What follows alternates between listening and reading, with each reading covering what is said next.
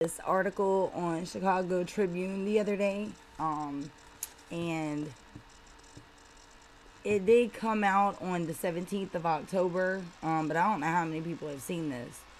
I know I didn't see it till the other day. I just happened to stumble across it, but y'all, this is crazy. Okay, like just reading this, just shows how they're trying to basically just get rid of this whole thing and just make everybody forget about it. Okay, I want y'all to listen to this shit. All right, it's called The Horrible Truth About Kenneka Jenkins' Death. Alcohol was the culprit. Okay, that's a damn lie. This is the lady right here that wrote it, Darlene Galanton. She's a reporter for Chicago Tribune. I cannot believe that this woman actually believes this or wrote this. Like, what the hell? Okay. Wow. Alright, so it says the social media frenzy over Kenneka Jenkins' death has ended. That's bullshit. Amateur sleuths are no longer posting videotape conspiracy theories about how the 19-year-old's body ended up in a freezer in a deserted area of the Crown Plaza O'Hare Hotel. Strangers are no longer blaming Kenneka's girlfriends for selling her for $200 during a party in a room on the 9th floor. No one is pointing fingers of suspicion at the young men who attended the party. No one is accusing the police and the hotel of conspiring to cover up a murder. We know now that Kenneka died of hypothermia, the result of a horrific alcohol-related accident. But what we have learned from this tragic episode that kept us on edge for weeks. Most of the young people who made it their mission on Facebook and Twitter a month ago to get the truth behind Kenneka's death have moved on with their lives. No one is talking about the real culprit that has now been revealed: underage drinking. Here are the facts. Kenneka was at a party at a hotel where liquor was available. She was too young to purchase liquor for herself. She was too young to legally consume it. Someone broke the law by providing it to her. At this point, it serves no purpose to blame the victim. In another time and place, almost any teenager could have met the same fate. Alcohol led to Kenneka's death, as it does with some 5,000 other young people each year. According to the National Institute of Health, alcohol is the most widely used substance of abuse among America's youth. Of the deaths attributed to alcohol, about 1,900 are from motor vehicle crashes, 1,600 as a result of homicides, 300 from suicide, as well as hundreds from other injuries such as falls, burns, and drowning. Though the numbers have declined since 2002, statistics remain startling. In 2015, 7.7 million people in the age group of 12 to 20 reported that they drank alcohol beyond just a few sips in the past month. Documents released last week by Rosemont Police show that Kenneka had drunk heavily at the party before she wandered away from a hallway and ended up in an unused kitchen on another floor.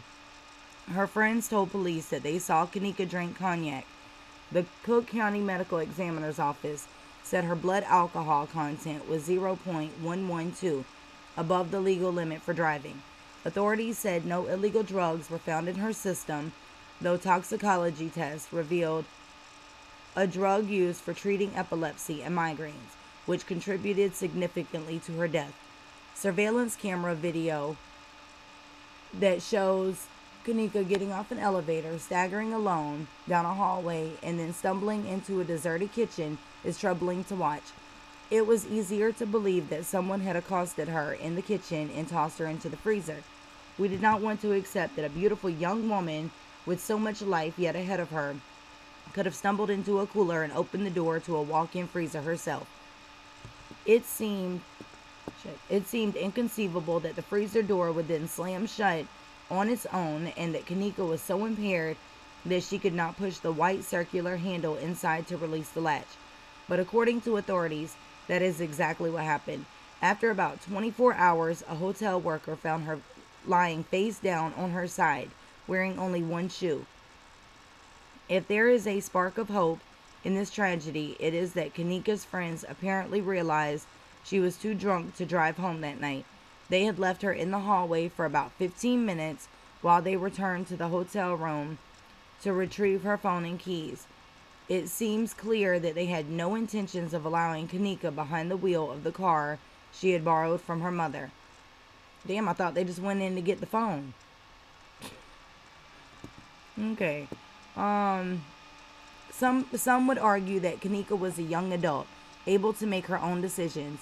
Parents might wonder how it is possible to control the actions of a 19-year-old. Indeed, it is not easy, but according to the NIH, there are several ways parents can intervene to make sure young people don't drink before they reach 21. Talking openly with teenagers about drinking is first and foremost.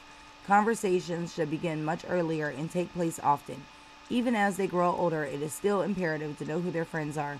If there is a party, parents must make it a point to know if it will be supervised and whether alcohol will be available. And if a young person chooses to drink, it is up to them to do so responsibly. That means no binge drinking, recognizing their own alcohol limits, and appointing a designated driver.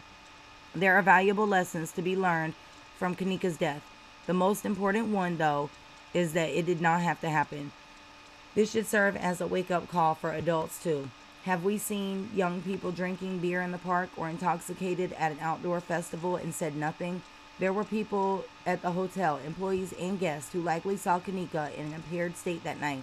At 3:20 a.m. Saturday, she is seen on surveillance video staggering drunk near the front desk. Where? Yet no one notified the police. It is understandable that we would be reluctant to report a young person for making what might have seemed like a harmless mistake.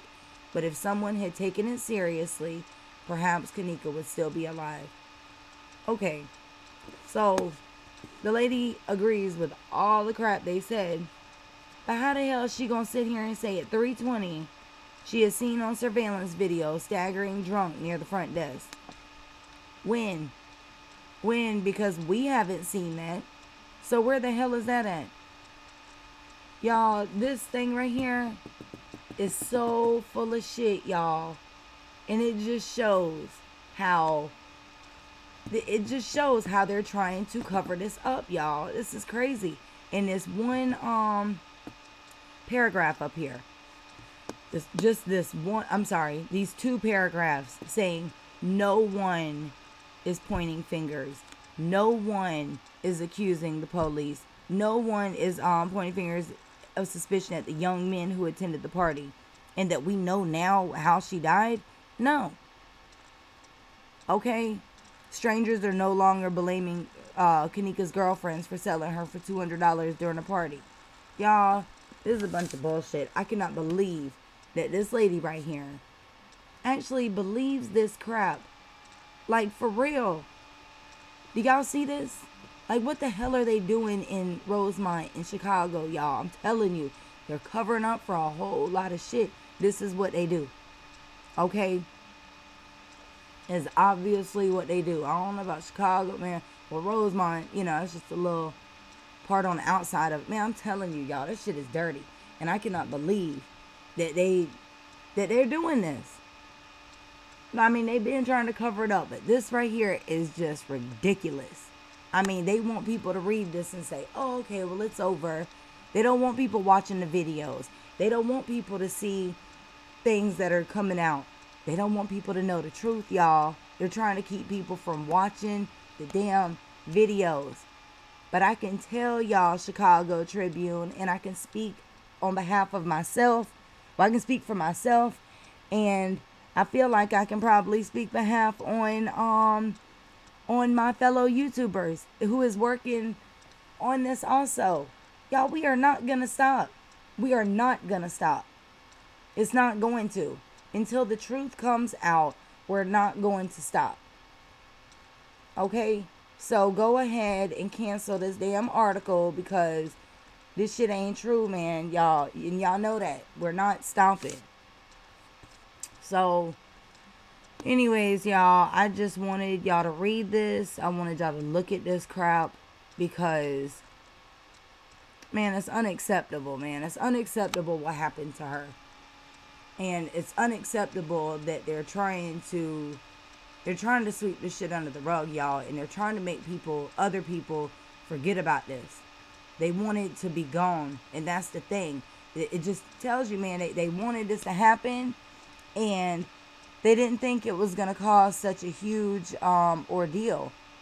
But damn, if y'all didn't want it to cause such a big ordeal, maybe y'all should have gave out some footage that was a little better edited, you know? Because damn, man, whoever they got editing this stuff, they're the amateur, okay? Because they don't know what the heck they're doing. I mean, it looks like you got a kindergartner on here editing pictures. Anybody could do that, copy and paste and smudging stuff out. So y'all, I'm just letting my viewers know, y'all, it ain't over, okay? I'm not stopping, and I'm sure that a lot of other people aren't gonna stop, because the whole thing is unacceptable. So, okay, y'all, it's just got me irritated, y'all. So I'm about to get off of here. I wanted to show y'all this real quick. But I got some stuff I got to do today. So I'm about to hop off of here. And I want y'all to leave y'all's comments and feedback below. I will leave my email down below also. Email me if you have any questions or anything that you need to send me. All right. Thank you.